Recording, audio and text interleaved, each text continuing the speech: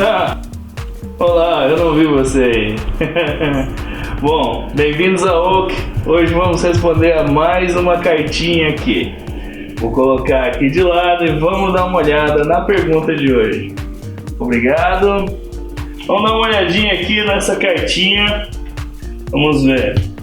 Essa carta veio de Bárbara dos Piqui, lá de Guarulhos, São Paulo. Um abraço para todo mundo aí em Guarulhos. A perguntinha dela é a seguinte: olá, sou a Bárbara de Guarulhos e tenho uma dificuldade em escrever algumas coisas em inglês, principalmente frases com a relação ao que. Esse é o problema, pelo visto.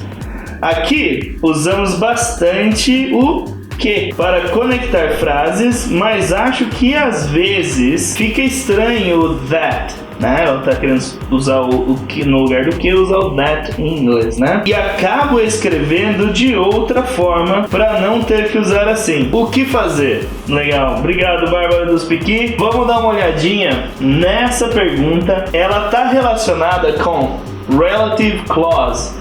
Ou seja, relative clause, elas são coisas para gerar uma relação, uma conexão com algo do contexto ali da sua frase, né? Legal, é exatamente esse é o lado que a gente sempre puxa pro that, que ele é o nosso coringa, né? Ele entra, pode ser usado para praticamente qualquer coisa.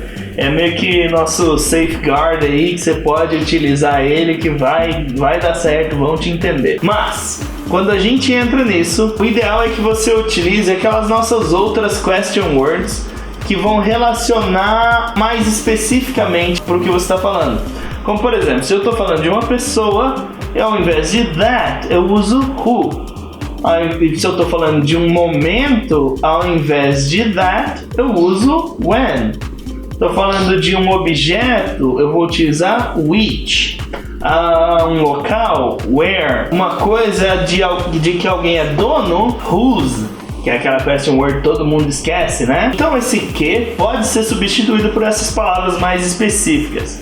Vamos dar uma olhada em alguns exemplos. Vou passar uns exemplos para vocês. So, Camila is the woman who called me. Camila is the woman that called me. Who or that, os dois vão funcionar nesse caso, ok? It's a manual which teaches how to assemble your PC. It's a manual that teaches how to assemble your PC. Which, that. Os dois aí vão funcionar para resolver o seu problema. Agora, quando a gente estiver falando de locais, você pode utilizar esse that, vai funcionar, mas é o ideal que você sempre utilize where, ok? Então, por exemplo, this is where I put my phone. Eu poderia colocar o that, mas nem vou dar esse exemplo, porque é melhor o where mesmo. Agora vamos utilizar o whose como um exemplo simples. It's a game whose goal is to break up friendships. Break up friendships. Então, Bárbara, sempre que você for utilizar esse que, você pode puxar para essas outras opções. When, where, what, whose, which. Isso sempre vai te ajudar bastante. A outra ferramenta que também ajuda a substituir isso de vez em quando com relação ao português é o one, tá?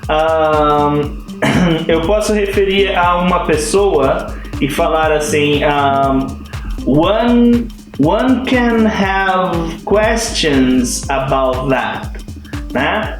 Eu posso utilizar isso e vai funcionar. Às vezes resolve um pouco dessa necessidade de expressar, que a gente tem muito vocabulário para isso em português. Aliás, contrário, né? A gente tem pouco vocabulário, a gente usa uma palavra para tudo, e no inglês a gente tem essas outras palavrinhas aí, ok? Thank you very much for your question and I'll see you next time.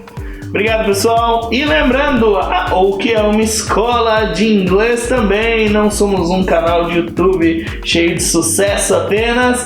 Nós somos uma escola, principalmente. E se você estiver tendo dificuldades para treinar aí na sua casa, você pode chamar a gente no nosso WhatsApp, que a gente vai te ajudar e vai treinar você, levar você para o seu objetivo, seja lá ele qual for, com o inglês. Pode ser até falar mal dos outros pelas costas, é uma coisa que se faz com o idioma, tá bom? Bye bye guys, see you soon!